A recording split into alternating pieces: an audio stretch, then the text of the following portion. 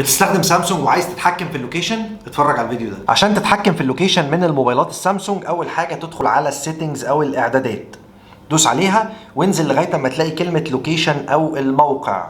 دوس على الموقع وهتلاحظ ان هو معمول اون او مفتوح على كل حاجه.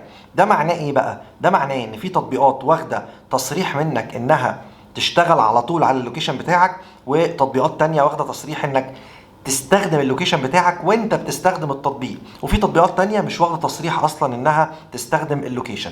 نعرف الكلام ده كله منين؟ من اول اختيار اسمه اب بيرميشن او تصريحات التطبيقات.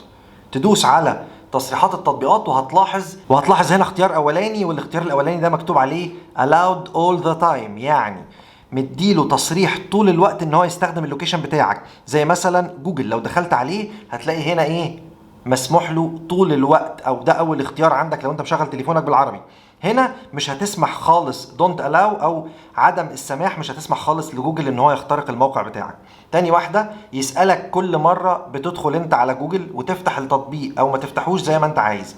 تالت واحدة allow only while using the app، يعني بيفتح لك اللوكيشن بس وانت بتستخدم التطبيق، او مفتوح طول الوقت اللي هو اول اختيار. اخرج بقى وشوف ايه الحاجات اللي طول الوقت واخده تصريح، وايه الحاجات اللي بتستخدم بس فبتاخد تصريح اثناء الاستخدام اللي هو تاني اختيار، والحاجات اللي مش واخده تصريح او not allowed في الاختيار اللي هنا ده غير مصرح ان هو ياخد منك اي حاجه في اللوكيشن. وانا تامر، وفي الاخر بقى ما تنساش تعمل سيف الفيديو، شير مع اصحابك، فولو عشان تشوف الحاجات الجديده.